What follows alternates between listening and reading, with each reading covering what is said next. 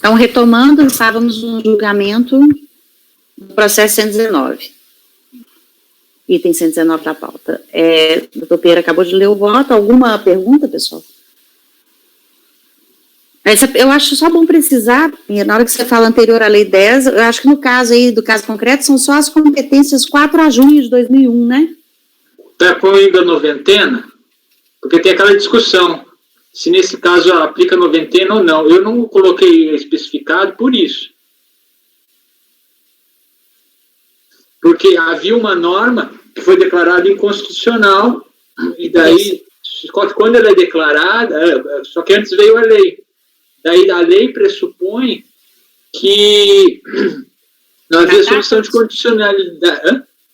Esta lei entra em vigor na data de sua publicação, produzindo efeitos quanto ao disposto no artigo 22A de 24, com a redação dada para a lei, no primeiro mês subsequente ao 90º dia. Só que não é para todos os dispositivos. Não, só o 22A da 8.212, de agroindústria. Pelo quando eu tinha visto, as decisões que eu tenho visto, ninguém especifica a competência, sempre deixam assim, sabe? Eu achei melhor fugir dessa questão.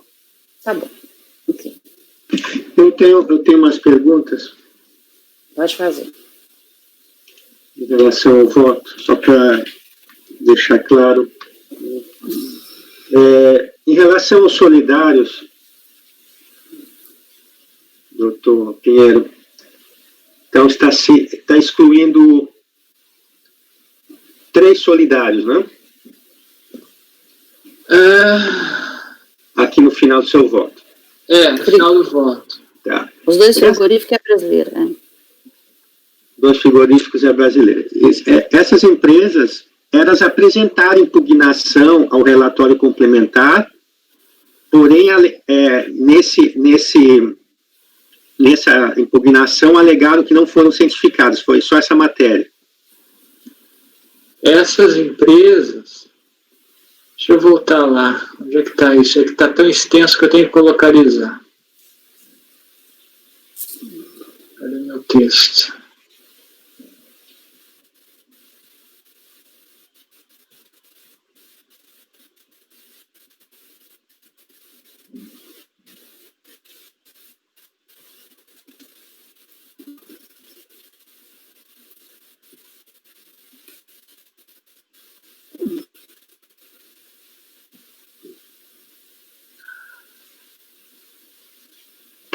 Então, assim, confere aí, as empresas são Frigorífico Sentimental,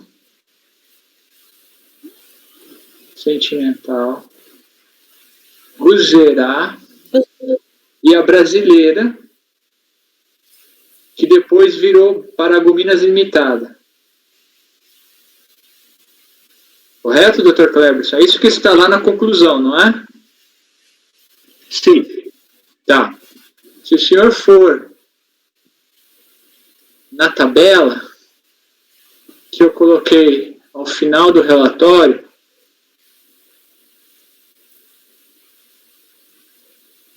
vai verificar que está lá na página 11 e uma última linha na página 12 da minuta. Veja que da NFLD, dos sujeitos passivos que eu coloquei na tabela, intimados, inicialmente, foi apenas a da Amazônia. Daí a da Amazônia apresenta a impugnação. Sai um relatório fiscal complementar. Desse relatório fiscal complementar, são cientificadas da Amazônia, Centauro, Solução e Coqueiro. Tá?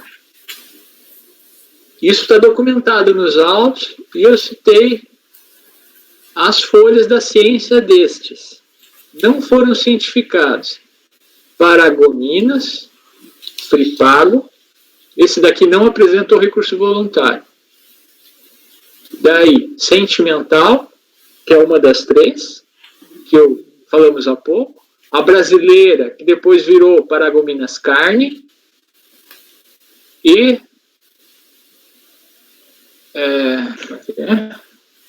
E aqui, na outra página, ao final, aguzerá. Daí é emitida ADN. ADN estão as cientificações aqui. O primeiro momento que surge nesse processo e se manifesta, a sentimental, é em relação a ADN. A brasileira, que depois virou Paragominas Carne Limitada, o primeiro momento que ela se manifesta é da ADN. E a Guzerá, o primeiro momento que ela se manifesta é também da ADN. O que falou a DRJ? Essas empresas apresentaram para outros lançamentos, porque foram muitas as NFLDs, é aquele AR lá que consolida várias. O senhor se recorda que eu citei de um AR que consolida várias, lá do relatório fiscal complementar? Aquele AR que consolida várias dá a indicação de que todas receberam a intimação de diversas NFLDs, de vários principais, de vários solidários, inclusive uma delas é aquela que já foi julgada em 2019 pela Câmara Superior. Qual é o raciocínio da DRJ? Se apesar de não ter comprovação do recebimento dessa correspondência daquele AR que encaminhou o relatório complementar, tudo em bloco, das diversas notificações de lançamento, em algumas NFLDs, estas empresas apresentaram impugnação. Não nesta que nós estamos julgando agora, mas em algumas outras apresentaram. Portanto, a DRJ presumiu que houve ciência em relação a todas. Eles chegaram a essa conclusão. E por isso, decidiram como decidiram. Eu não concordei com esse raciocínio, porque no meu entender, quando o contribuinte ele vem espontaneamente, ele supre a falta de intimação naquele que ele comparece. No outro processo que ele não compareceu, que é o caso do nosso, supriu, esse é o primeiro ponto a ser analisado. Se concordam ou não com a minha leitura, ou se concordam com a leitura da DRJ. Mas, respondendo a sua pergunta, são estas três, e eu acho que essa tabela ela é didática para o senhor compreender a situação. Esclarecido, doutor Cleber? Sim, essa parte eu lendo o relatório aqui, a decisão notificação, estou lendo de novo, que eu tinha entendido diferente a decisão de primeira instância. Estou lendo aqui de novo. Não, fique à vontade, fique à vontade.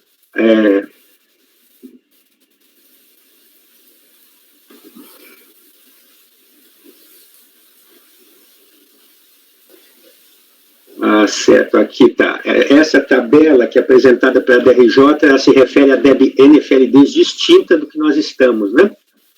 É isso, então. Qual é a página, por favor, para eu saber exatamente do que o senhor está falando? É a página 471.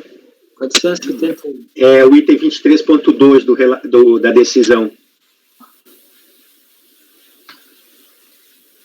A NFLD que nós estamos tratando neste processo é a de número 35.525.724-6.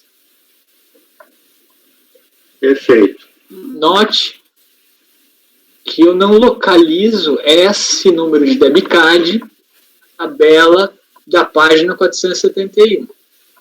Perfeito. Agora, na sua explicação, eu entendi, porque eu não entendi na hora que eu li, não ficou claro isso para mim na hora que eu li o voto, e quando comparei aqui com a decisão da decisão de notificação.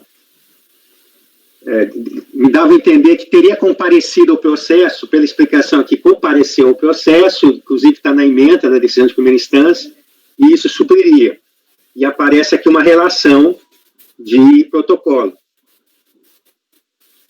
O ponto é, a questão como a R que enviou o relatório fiscal complementar desta NFLD que nós estamos julgando, que é 35.525, 724-6, descreve também essas outras NFLDs.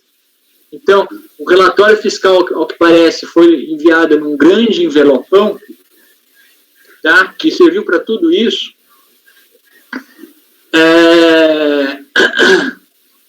Como por exemplo, a Brasileira Indústria e Comércio, ela apresentou impugnação para o relatório, em face do relatório fiscal complementar nestas outras, a DRJ entendeu que ela também acabava demonstrando que tomou ciência desta.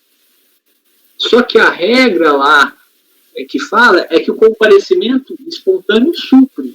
Eu entendo que não há como querer se aplicar aquela regra que o comparecimento espontâneo em outra NFLD supre para esta NFLD que está em processo distinto, contra a qual não foi apresentada impugnação.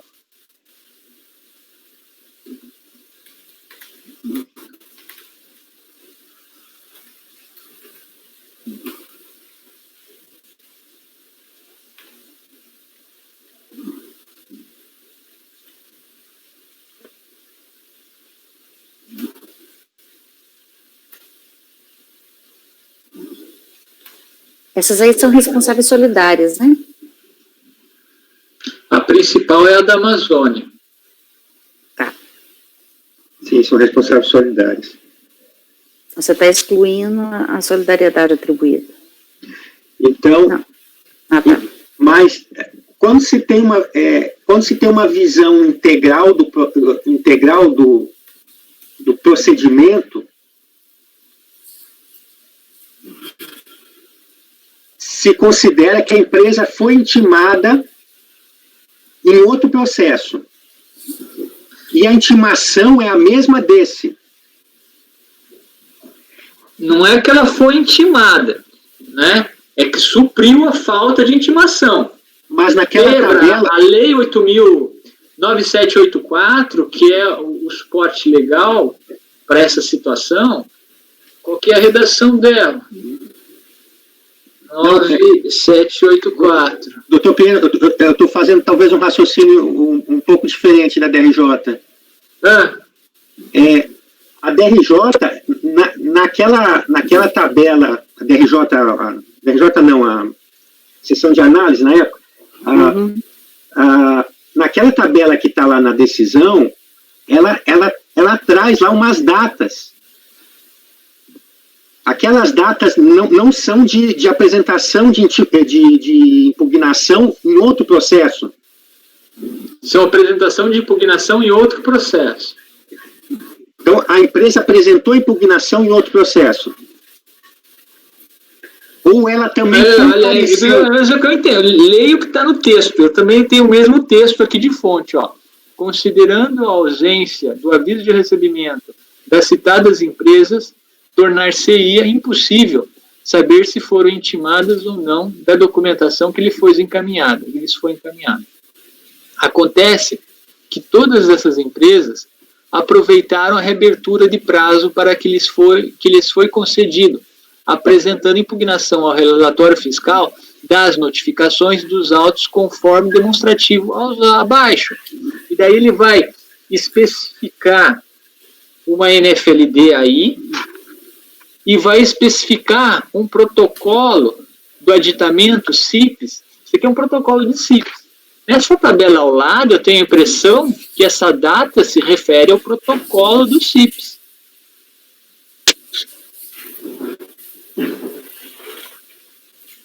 Todas as empresas foram cientificadas do relatório complementar. Com abertura do prazo, com reabertura de novo prazo para impugnação. O fiscal, tá, juntou nos autos, nos autos AR. Quer ver?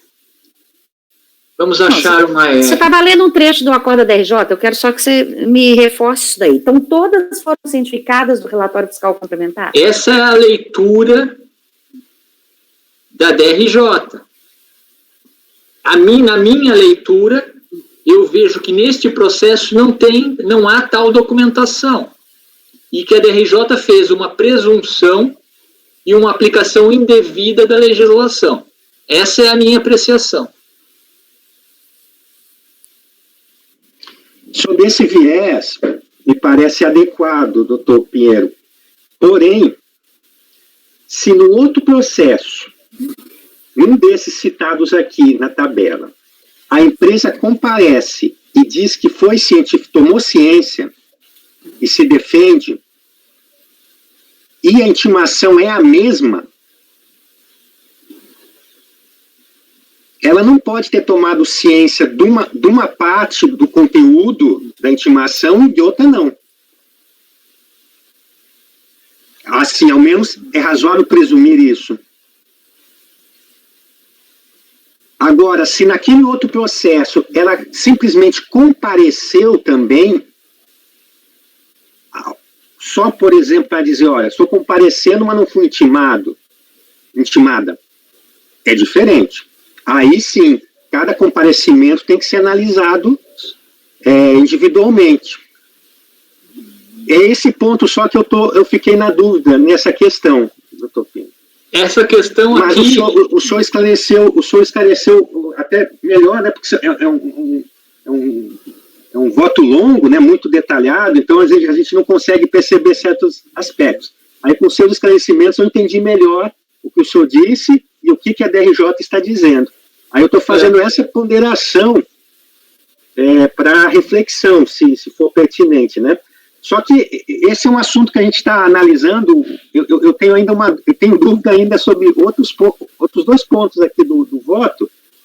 Eu não sei se eu adianto já essa dúvida e depois se discute mesmo as questões que eu tenho dúvida. Como é que nós fazemos, presidente? Os argumentos... Você quer pedir a vista, dar uma olhada no processo? Não é vista. Eu só queria esclarecer, apresentar dois pontos que eu fiquei na dúvida, para já expor... Deixa eu só lhe dizer uma coisa. Independentemente da discussão. Como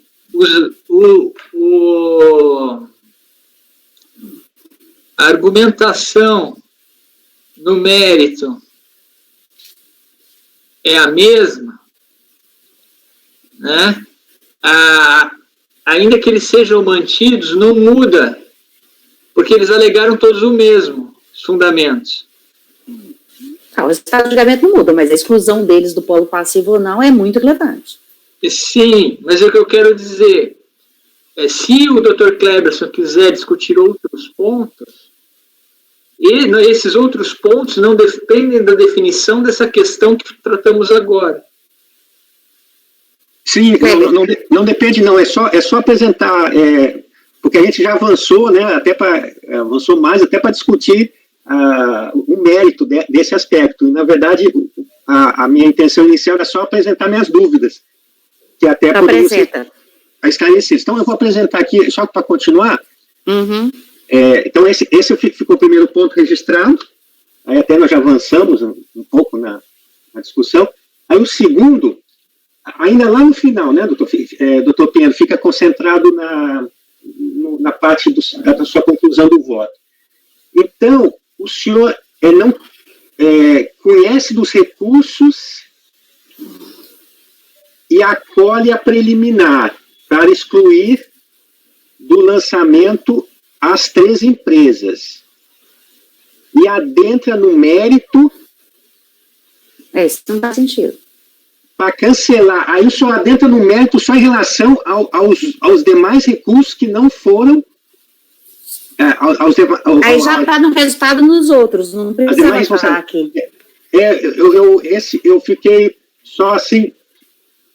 Como eu conheci, o meu raciocínio é o seguinte: como eu conheço do recurso, eu posso analisar de ofício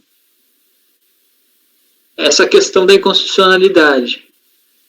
Mas Então, em relação àquele recurso, você está excluindo aquela pessoa, para que você vai entrar no mérito? Isso, seria só no caso de ser vencido, é que faria sentido adentrar no mérito. Sim. Perfeito. Então essa parte final eu excluo. Já foram excluídas. Eu entendo assim que o seu voto, exatamente, seu voto em relação às 3 empresas, essas 3 empresas, uma vez analisada uma questão preliminar e foi dado razão, não há mais o que analisar em relação aos recursos dessas empresas. Certo. Concordo. Aí, a última dúvida nesse momento então o senhor está excluindo, agora já no mérito, excluindo as competências anteriores à entrada em vigor da Lei 10.256, né? Que aí deve respeitar o prazo, os 90 dias lá, aquele dispositivo lá que produz efeitos. É a partir de novembro de 2001. Isso, novembro, isso que está dito lá. A partir de novembro estaria tudo ok. Nesse ponto, o dispositivo da lei, ele não cita o artigo dessa contribuição aqui, porque quando a lei foi feita, ainda estava em vigor e válido. A inconstitucionalidade foi declarada depois.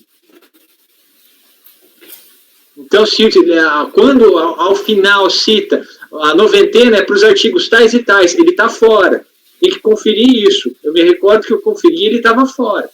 Não é por interpretação. Mas eu acredito que a Receita, nesse ponto, a interpretação é pacífica. Respeito. Por isso que é desnecessário citar. Não, tudo bem. Não é nem esse ponto. Se entende-se assim, eu sempre entendi que seria novembro, né? O que eu queria dizer é o seguinte, doutor Pinheiro, o que não ficou claro, não tem contribuições de terceiros lançadas também? Se não me engano, foi excluído isso. Foi excluído? Isso ficou claro, assim? Eu queria ver só o acordo, veja o acordo do DRJ, se não me engano, eles excluíram. Onde é que eu fui que eu vi isso? Tá, é só esse ponto. Se mantém ou não terceiros. Agora eu não me recordo. Porque o lançamento original ele incluiu. Não sei. Não incluiu? Incluiu. Senado? Pelo que eu entendi aqui no página 4, 5, tem a rubrica terceiro 0,10%. Entendi assim, pelo menos, né? Tem. Na época que era 0,20. 0,20. 0,10 é o SAT. Não, antes de aumentar. Antes de aumentar. Então, mas na página 3, que você falou, 3, 4, terceiro. Sim, tá. Depois aumentou para 0,20. Ok. Isso. É o Senar mesmo. Eu fiquei com essa dúvida também, para que nós excluíssemos exatamente a contribuição previdenciária, né? Porque terceiros não excluem? Os terceiros está abrangido por esse raciocínio? Os terceiros, eles, se for com fundamento no artigo 124.1, por interesse comum, ele pode ser mantido. Se ele for no 124.2, aliado ao artigo 39 da 8.212, não. Concordo. Mas eu entendi que o senhor falou que tinha o interesse comum. Há o interesse comum, mas se não me engano o fiscal não fundamentou no interesse comum, pelo que eu lhe recordo. Ele fundamenta no interesse comum sim. E depois fala do grupo econômico. Ele fala do grupo econômico e cita textualmente o artigo 124, ó, são solidariamente obrigadas as pessoas que têm um interesse comum. Ele fala em interesse comum, sim. Se eu falei que não fundamentou interesse comum no meu voto, está equivocado. Isso daí está lá na página 36 do processo. Então, quanto aos terceiros?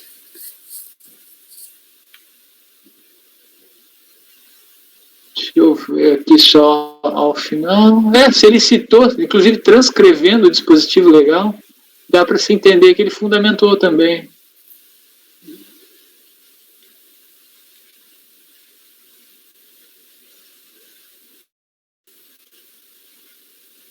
Deixa eu ver o relatório fiscal complementar. Qual era a página? É tão bom esse aqui que é mais fácil para o meu voto e achar a página do relatório fiscal complementar.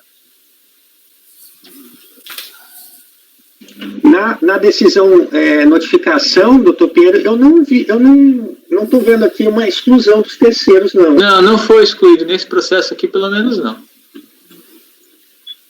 Só tem uma decisão aqui, né? Só essa que eu estou... Decisão, notificação, até onde eu sei, só uma. Só uma, né? Tá. É porque esse processo mais antigo, às vezes tem não teve anulação pelo conselho, não. Então, nessa que eu estou vendo aqui, não tem rejeita as preliminares, declara a empresa... 372. E notifica as demais. Manteve tudo, né?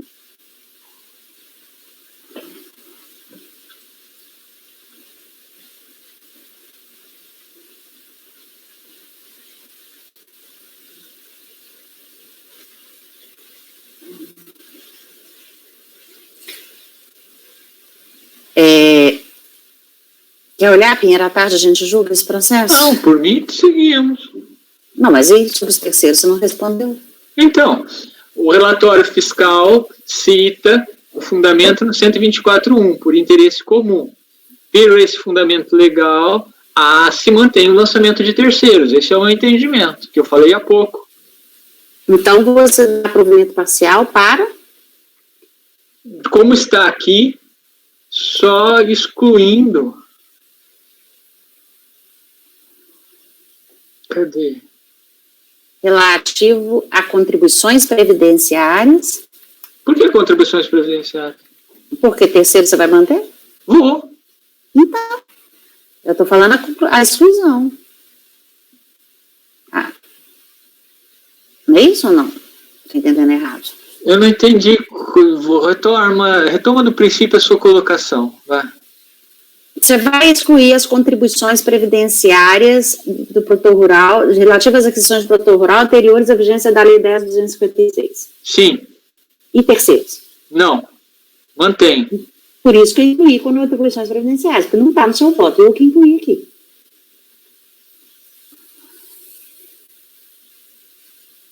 Presidente, aproveitando, então, já que eu expus o que eu identifiquei assim na leitura, fiquei em dúvida, em relação à discussão inicial que nós estávamos, no primeiro ponto, eu queria saber dos conselheiros, essa raciocínio que eu fiz é relevante para alguns senhores? Sobre a questão da intimação dos solidários ou não? Para mim é. Se nós não temos essa resposta, né? Uhum. Assim, só pelos autos aqui, não dá para saber o que aconteceu nos demais. Assim, dá para saber que ele apresentou intimação, resposta ao relatório. E em outros, que estava baseado na mesma intimação, mas não dá para saber o que ele falou. E aí, sua sugestão era o quê? Para juntar cópia dessa resposta dos outros processos? Para uma exclusão, eu não sei se o processo estivesse no e-processo, é só olhar, né? Mas aí eu não sei se o doutor Pinheiro também, como relator, ele acha relevante o raciocínio, a ponderação que eu fiz. Ou se ele entende que o fato de não ter prova nesse processo da intimação, do recebimento da intimação. No meu entender, o comparecimento tem que ser neste processo. Por causa da leitura que eu faço da Lei 9784, as intimações serão nulas quando feitas sem observância das prescrições legais, mas o comparecimento do administrado supre sua falta ou irregularidade. Para mim, esse comparecimento é no processo objeto julgamento, que é o nosso processo. O fato dele comparecer em outro processo supre lá, não supre aqui. Ainda que o AR esteja encaminhando o relatório fiscal relativo àquele processo e a este processo. Tá bem. Essa foi a minha linha de raciocínio. Tá, eu acho que essa ideia do comparecimento supre está perfeito quando é uma intimação, cada intimação é individualizada. Mas nesse caso particular, que nós temos uma única intimação, a visão do todo, ela não pode ser descartada. A visão do todo. Tá, e aí esse ponto o senhor precisaria de diligência para esclarecer. Não, diligência não. Se o processo estiver aqui no e-processo, já pode olhar. Agora, é uma questão também de praticidade aqui. Se nós temos 8 conselheiros, se a maioria for já por esse ponto de vista, podemos analisar se pode se deixar desse mesmo modo. Uma questão de praticidade também.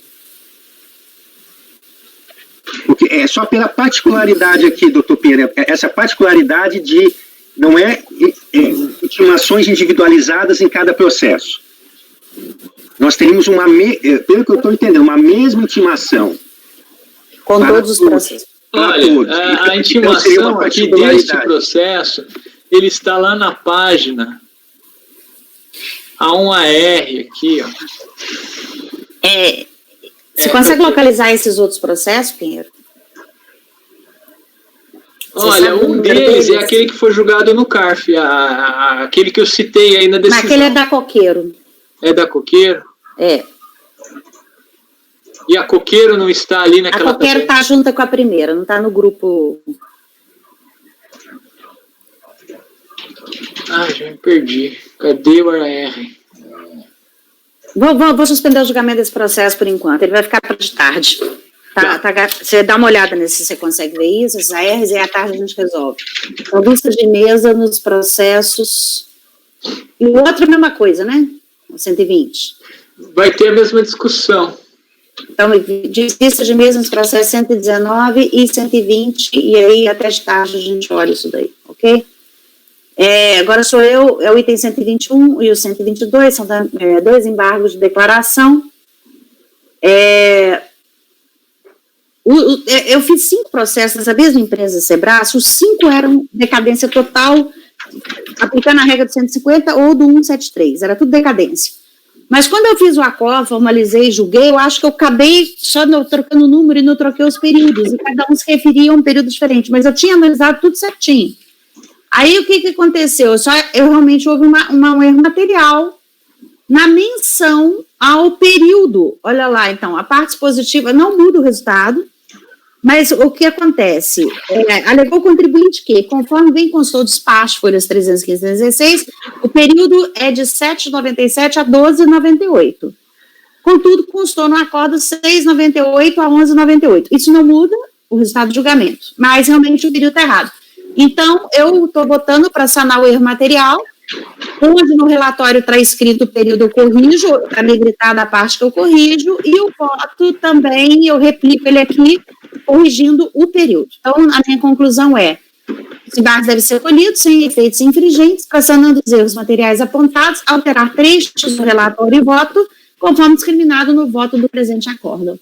É só para eu já fiz um embargo desse mês passado também, porque parece que eu peguei o de 1 e repliquei nos outros 4, mas de qualquer forma os 4 têm decadência total, não muda o resultado do julgamento, é só esclarecer que o período é outro, mas todos eles são decadentes, é só isso, tanto um quanto o outro.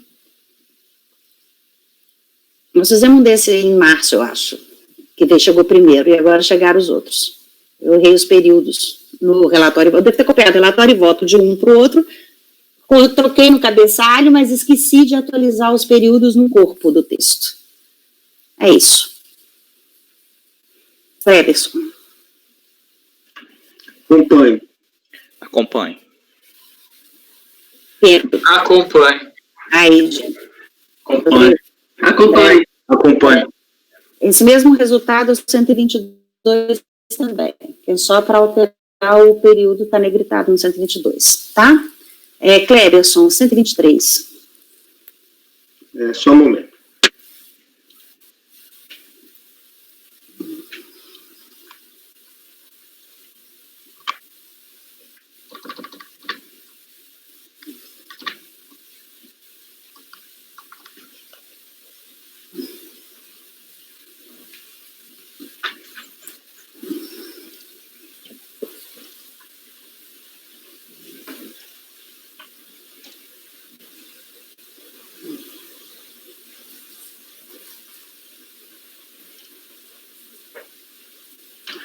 (123)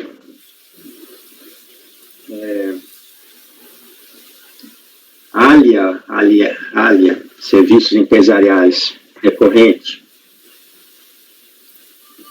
Aqui nós temos um lançamento de contribuição previdenciária do período de outubro de 2003 a dezembro de 2003, incluindo o 13º nesse caso. Exigência da contribuição previdenciária patronal, 20% e mais jurado. Ele tem origem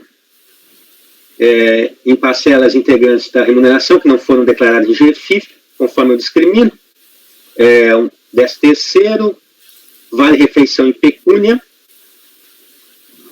e ajuda de custo apurada na contabilidade. No mesmo procedimento, a agente fiscal lavou os dois outros AIs, que são segurados empregados e terceiros, que estão na sequência, o 124 e 125.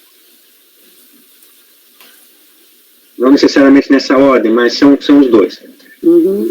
Teria que confirmar aí.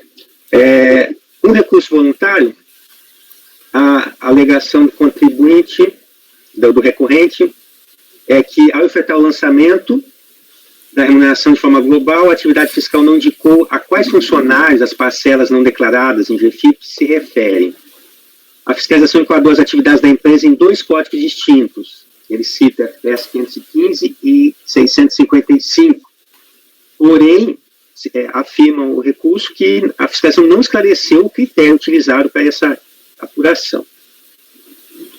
Antes de mais nada, em primeiro lugar, deveria o agente fiscal orientar a empresa sobre as obrigações tributárias para somente depois lançar a multa. Lançar e aplicar a multa. Os valores das folhas de pagamento correspondem a importâncias declaradas em GFIP retificadora. A correção da falta demonstra a boa-fé da recorrente e boa índole dos seus dirigentes, cabendo a relevação da multa, consoante o artigo 291, na época vigente, do regulamento da Previdência. Por fim, requer intimações dirigidas ao endereço do seu advogado. Eu conheço o recurso e, no mérito, então, já destaco que a recorrente explica que retificou a GFIP nas competências. Então, a empresa concorda com o mérito das contribuições previdenciárias lançadas, cujos fatos geradores e base de cálculo foram extraídos das folhas de pagamento e da escrituração contábil. A alegada falta de discriminação nos nomes dos segurados não impediu a perfeita compreensão do lançamento, não sendo, inclusive, impeditivo para declarar os dados omitidos de GFIP retificadora, segundo ela diz no recurso, o que refuta qualquer argumento de cerceamento.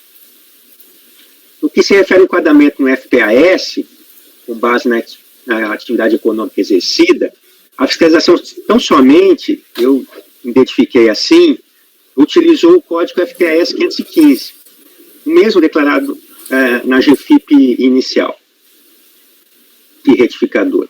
Assim não procede o discurso que teria 2 códigos distintos.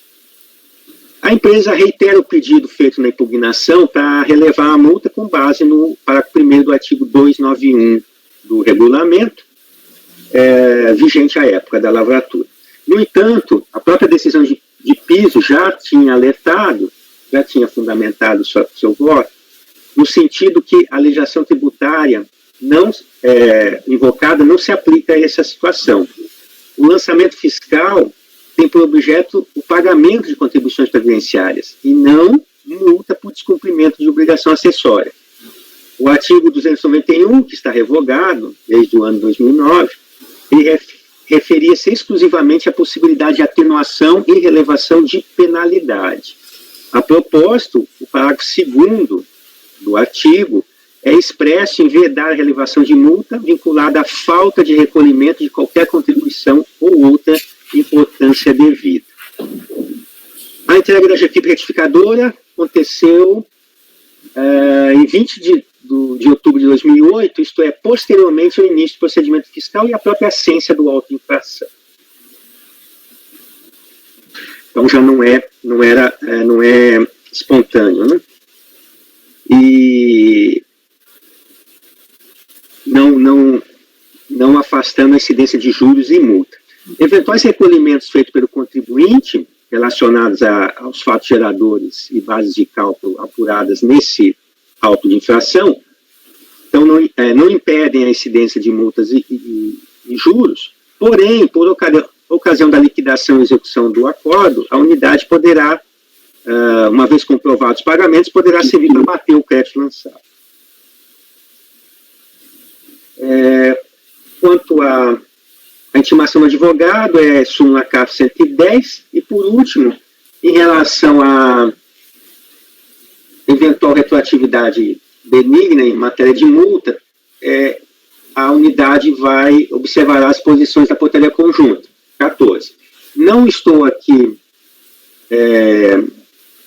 dando provimento parcial, porque não é objeto aqui do recurso especificamente a multa. Entendi. E ainda, o recurso já foi protocolado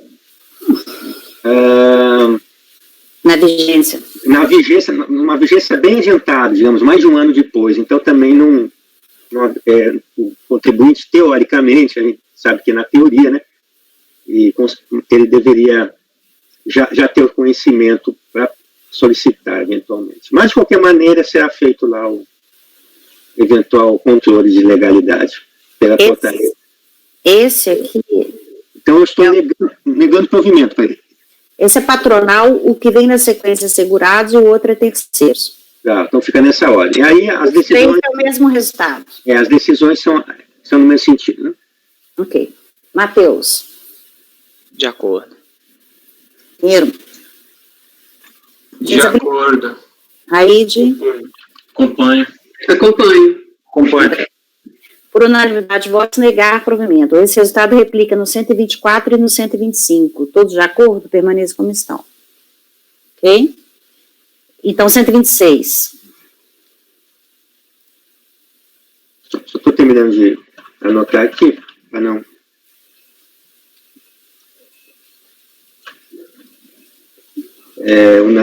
Os outros dois, já adianto, são de obrigações acessórias.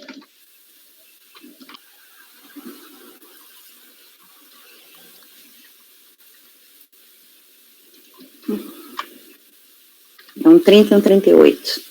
O 126.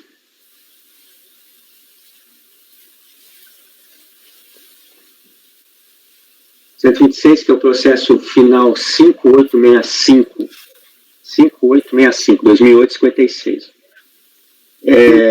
Esse aqui é o deixar de preparar a folha de pagamento de acordo com os padrões e normas estabelecidos na legislação tributária, CFL 30, e os argumentos de defesa são basicamente os mesmos, pertinentes aqui, ou seja, deveria orientar primeiro e não lançar, né?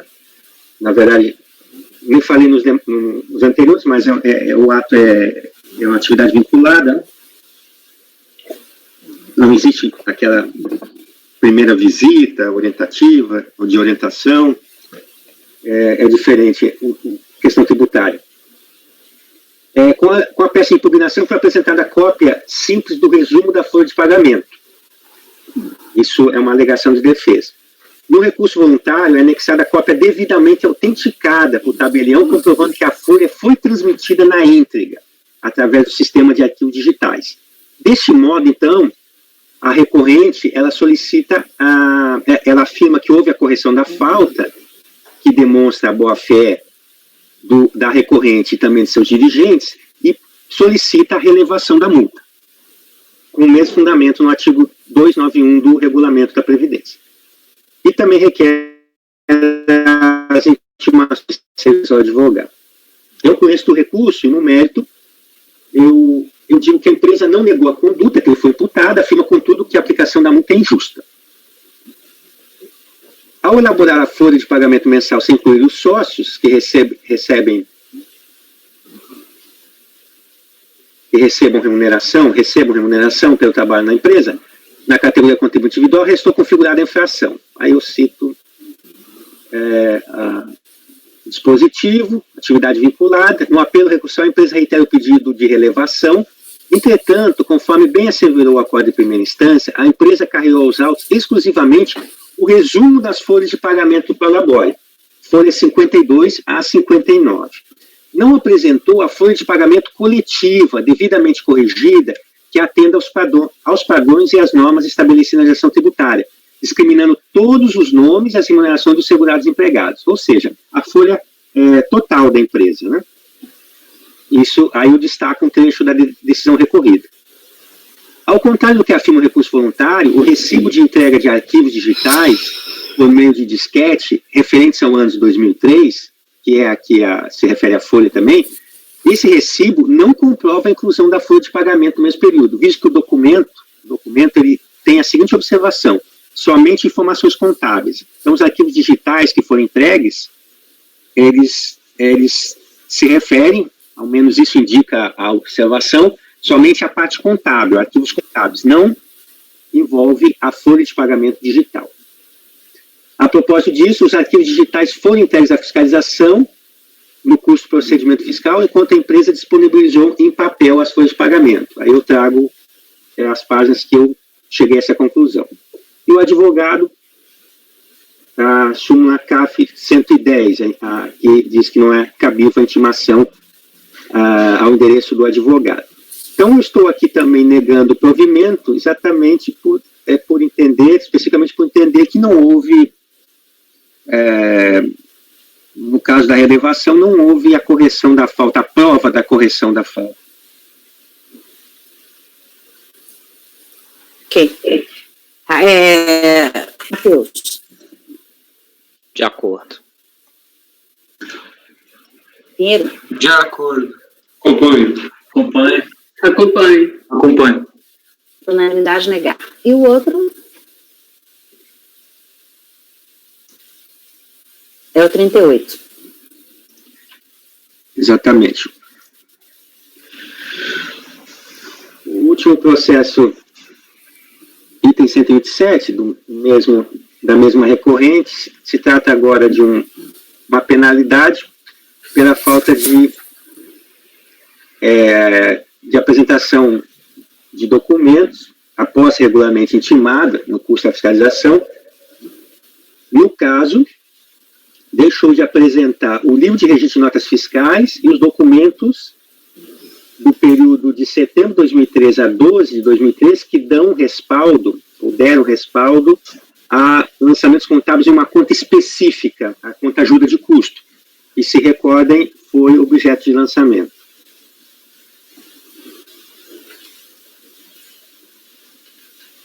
Com base na contabilidade.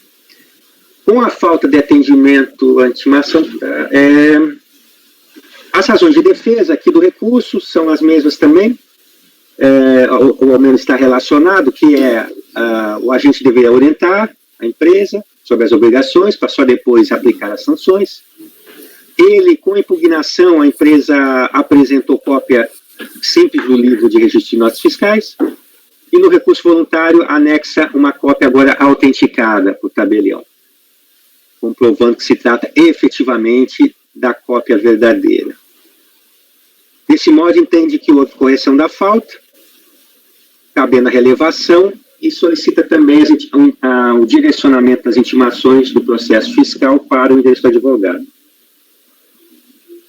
Com esse recurso e no mérito, é a mesma ideia do processo anterior, que ele não nega que deixou de apresentar, ele diz apenas que a multa é injusta e que teria corrigido, e trago aqui, por intermédio do termo de intimação, a fiscalização solicitou, então, não só a apresentação de um livro, como também de documentos que respaldam lançamentos numa conta contábil. No próprio termo recepcionado pela empresa, constou a ressalva que o descumprimento levaria à autoinfração. Dessa maneira, o requerente estava ciente das consequências de não apresentar a documentação ou deixar de prestar esclarecimentos. Atividade vinculada, esse é o auto de infração. Quanto à relevação, após a autuação fiscal, a empresa apresentou na sua defesa de iniciativa tão somente as cópias de folhas do livro de registro de notas fiscais. Não consta a juntada de documentos que dão suporte ao histórico da conta contábil ajuda de custo, que foi objeto também de solicitação pela autoridade fiscal.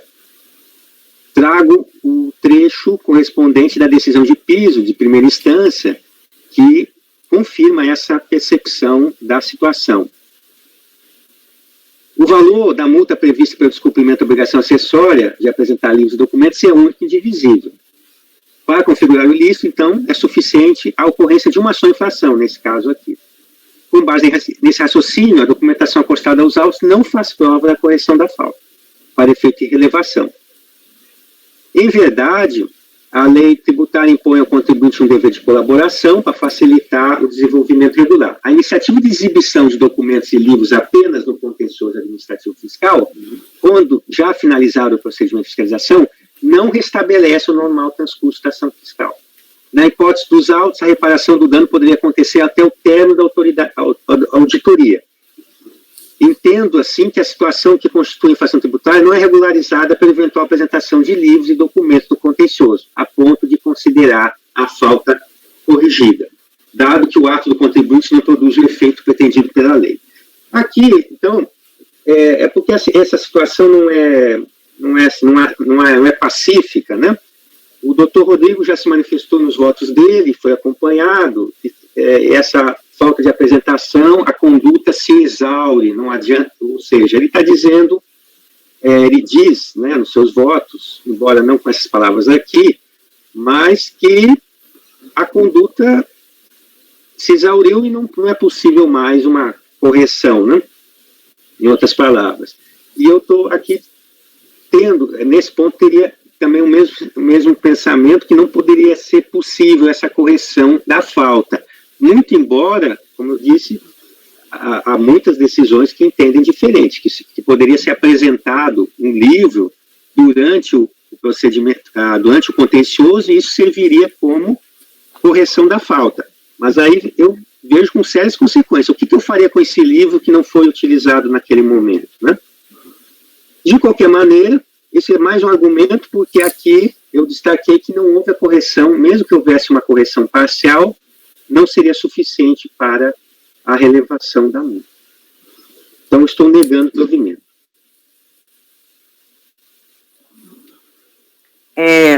Matheus. Estou de acordo, também entendo que a correção, quando ela ocorre, ela deve ser integral. De acordo. Aide. De acordo. Acompanho. Andréia. Acompanho. Então, por unanimidade de votos, negar provimento. O 128 já foi feito, 129, Rodrigo. Só um minuto. Para a Regina. Regina, pode encerrar a gravação? Tudo bem, doutor.